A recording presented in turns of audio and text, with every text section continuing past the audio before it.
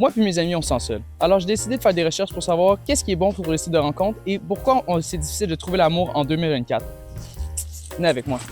Première question, pourquoi est-il important de dater? Selon une recherche de 85 ans faite par Harvard, l'élément clé qui emmène le bonheur consistamment n'est pas l'argent, l'exercice ni la diète, mais bien sûr les relations positives qu'on a avec les gens autour de nous qui vont nous rendre plus heureux, en santé et vont nous faire vivre plus longtemps. Deuxième question qui pourrait se mettre, c'est pourquoi devrais-je me mettre sur les sites de rencontres? Environ 40% des gens d'aujourd'hui utilisent les sites de rencontres. Alors, vous avez 2 chances sur 5 de trouver l'âme sœur sur les sites de rencontres. Alors, pourquoi pas donner une chance? C'est sûr que si vous utilisez les sites de rencontres, n'essayez pas de tomber dans l'espace qu'on appelle le shadow realm. Je vais vous envoyer à Dr. Love pour qu'il vous explique qu'est-ce qui est bon à faire pour votre profil pour que vous ne tombez pas dans le shadow realm et que selon les données scientifiques ou les recherches qui ont été faites dans ce domaine, qu'est-ce qui est bon à faire pour vous donner le plus de chances possible. Si vous n'avez pas besoin de pimper votre profil Tinder ou vous n'avez pas besoin d'en avoir un, ben vous pouvez aller à cette durée-là de la vidéo pour aller au prochain chapitre. Bonjour, bienvenue à mon TED Talk.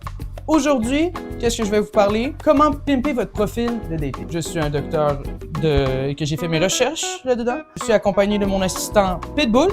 Beam bada boom, Mr. Worldwide, when I step up in the room, darling. Mr. Worldwide, Mr. 305. On est très proches l'un et l'autre. On est, je dirais, proches comme ça.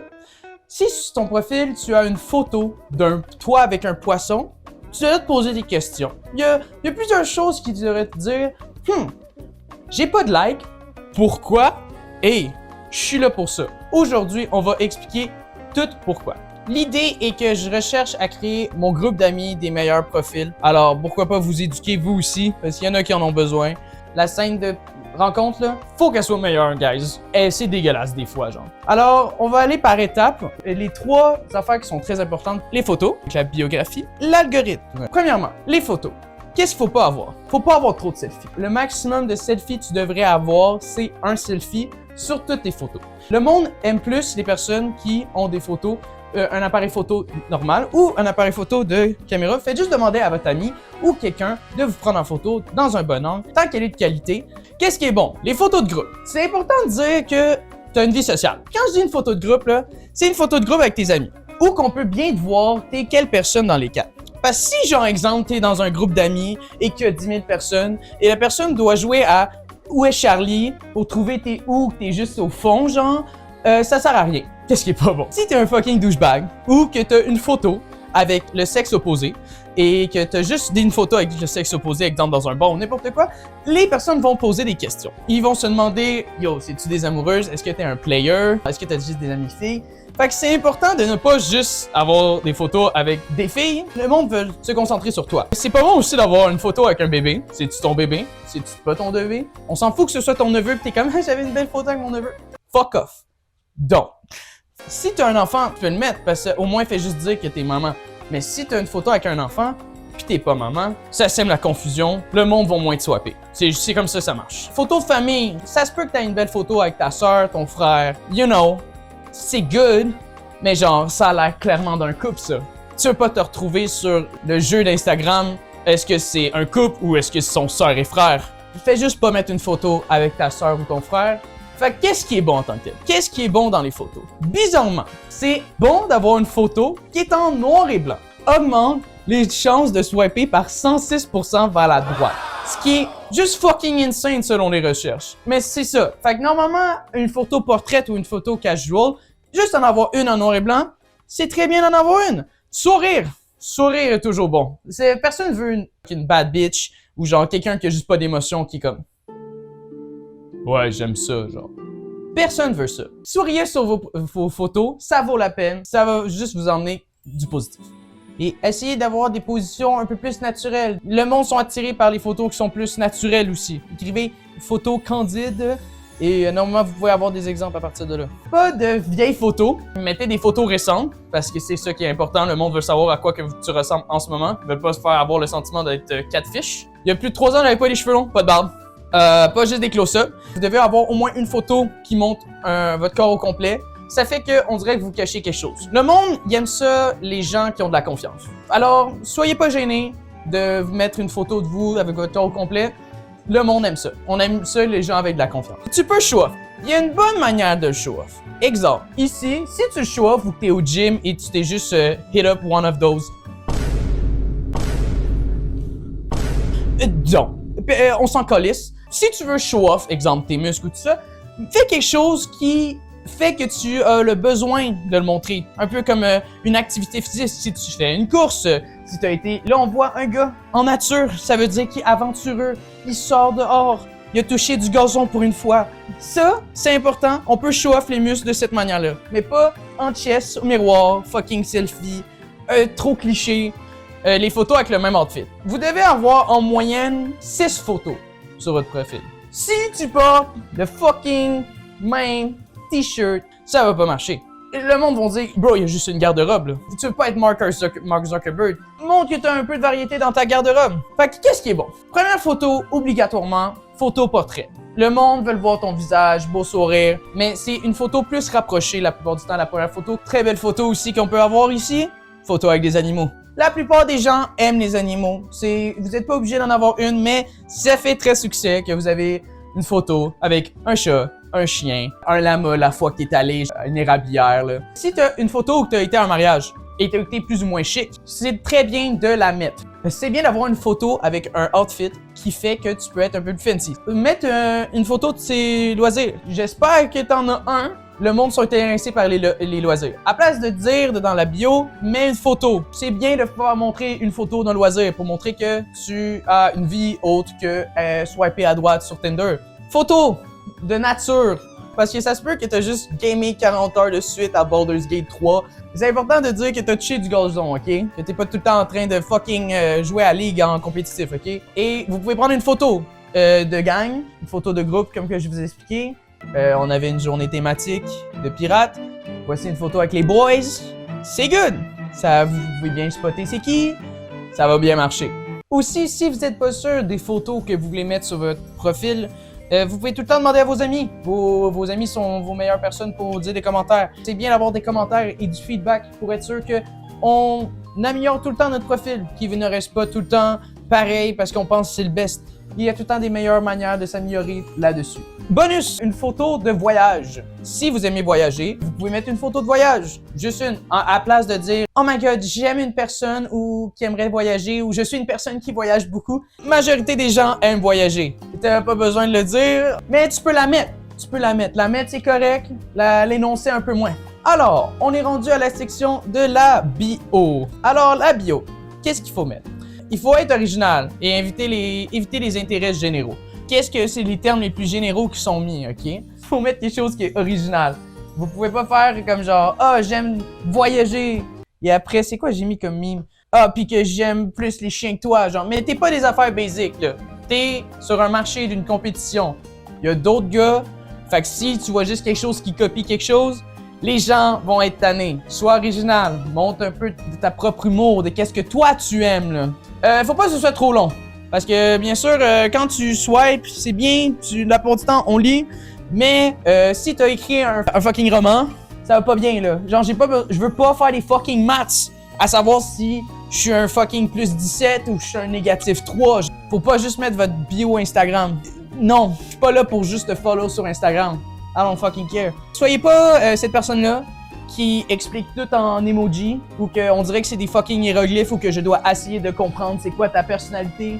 On veut pas de fucking combo breaker d'emoji, ok? Je suis pas là en train de décrypter le Da Vinci Code, ok? Qu'est-ce qui est important? C'est dedans les emojis, dans la bio, 4 est le maximum. Les red flags et qu'est-ce qui est les green flags en ce moment dedans les emojis. Fait que c'est sûr, si tu mets un fucking eggplant, non.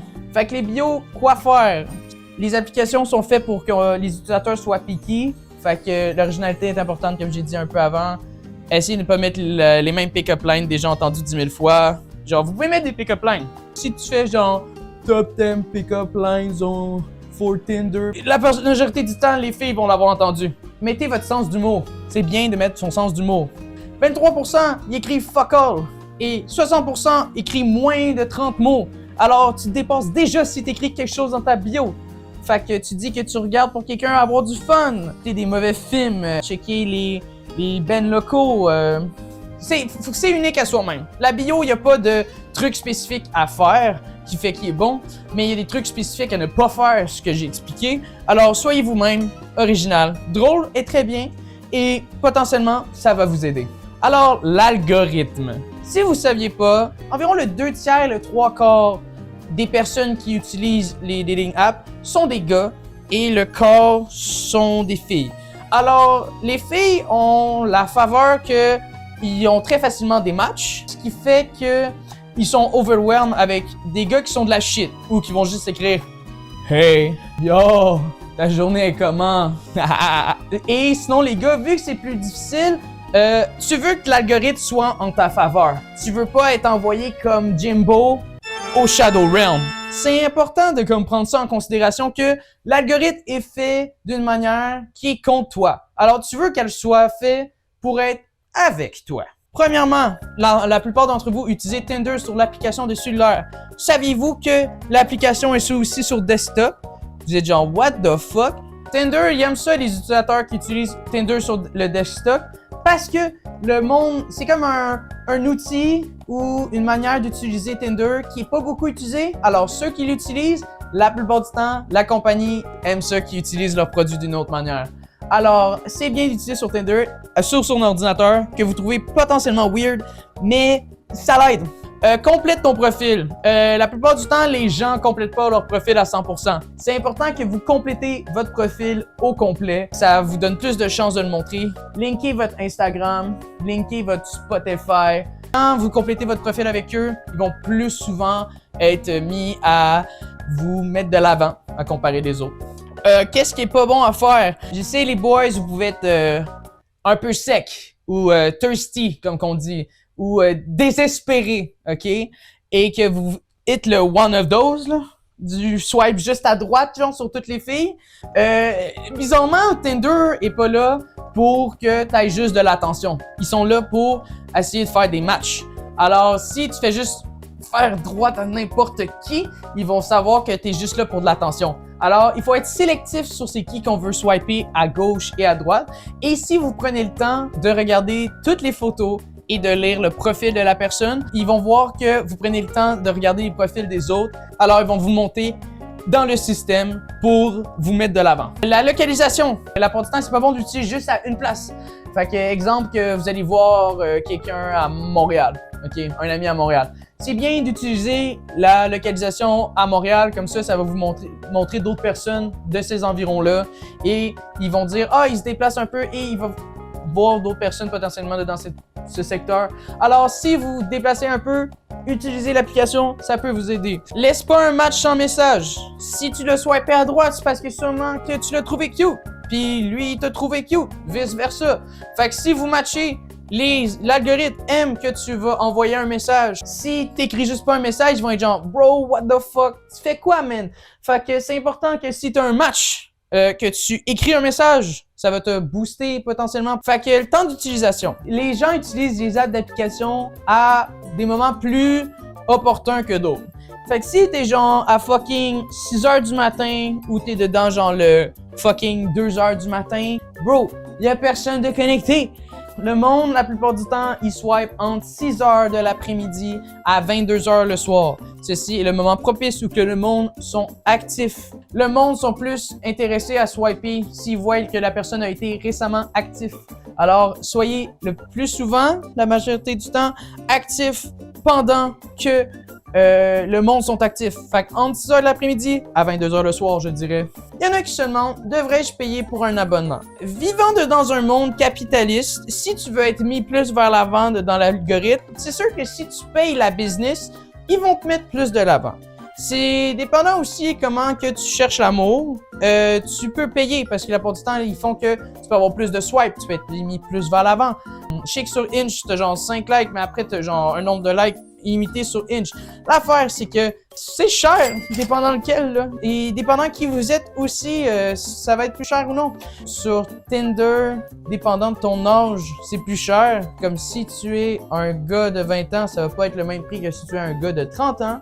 Je sais aussi que si tu étais d'une autre orientation sexuelle dans le LGBTQ, ils te faisaient payer plus. Et je sais pas pourquoi, mais ça m'a l'air pas très éthique. C'est vous qui décidez si vous payez pour un abonnement ou non. Checkez à quel point vous pognez. Alors, ceci était mon TED Talk. Merci de m'avoir écouté. Et si vous avez besoin d'avoir des photos, demandez à vos amis. Si vous savez comment en prendre et que vous en avez déjà, good for you. Bonne chance!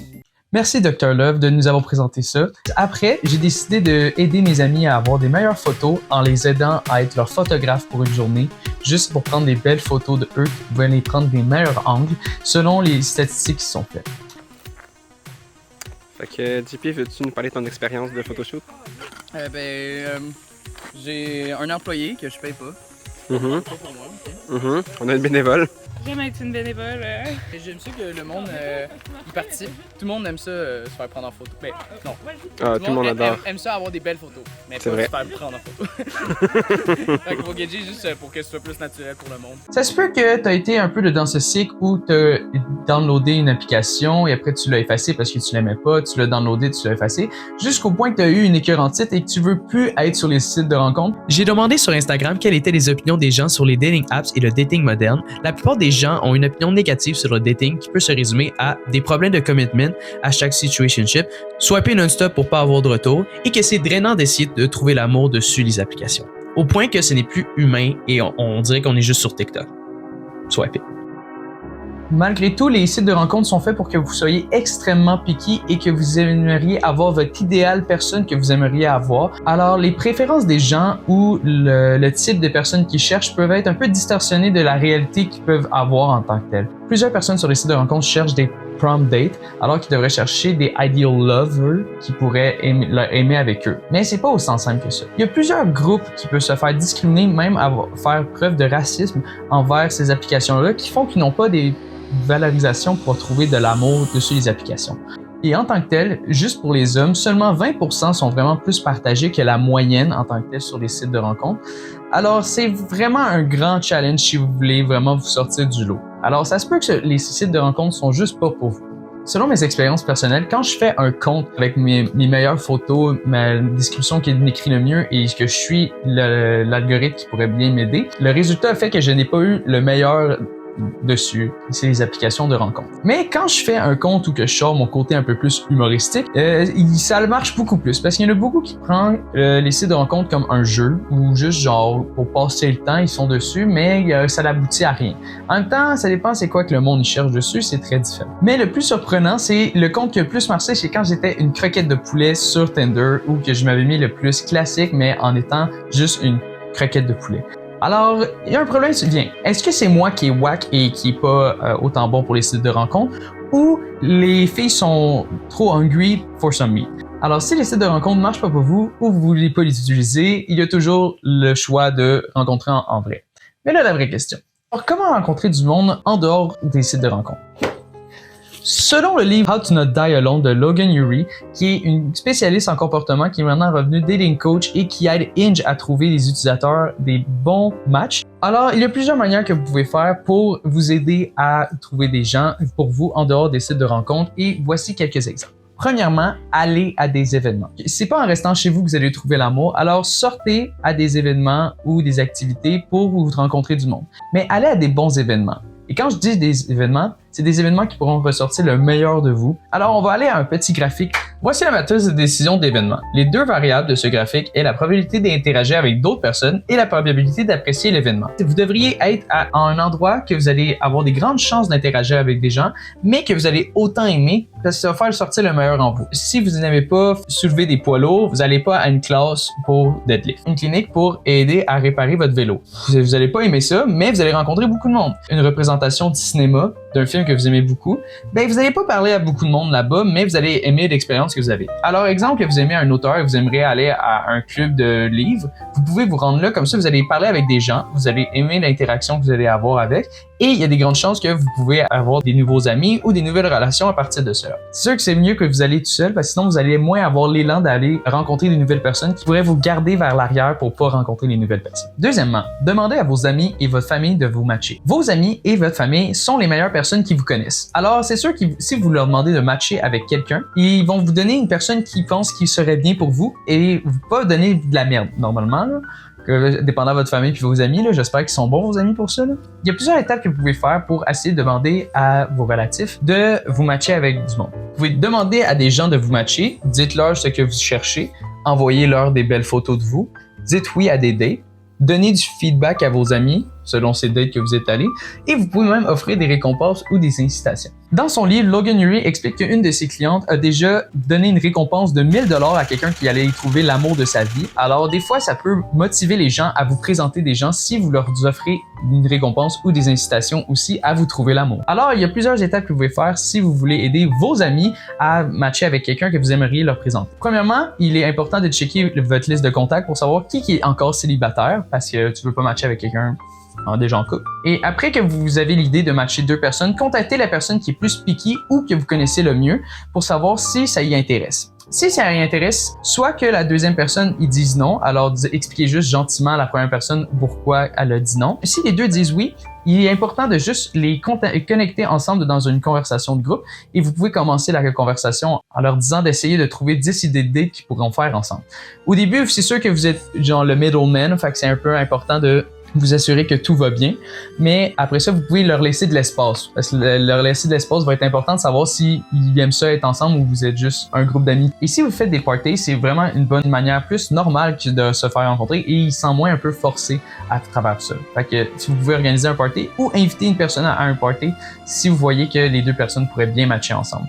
Mais c'est important d'avoir l'opinion des deux groupes avant de faire. La Saint-Valentin, ça arrive bientôt. Alors je sais qu'il y en a qui peuvent être lonely et que ça peut être difficile des fois le dating life, surtout que c'est dans les moments les plus difficiles, selon Logan Ury, pour trouver l'amour. Alors, je vous donne la meilleure des chances et prendre ces informations-là pour vous aider à essayer de trouver l'amour, parce que tout ce qu'on veut dans la vie, c'est bien sûr d'être heureux. Et des fois, le bonheur arrive avec les personnes qu'on se sent proche avec. Bonne Saint-Valentin.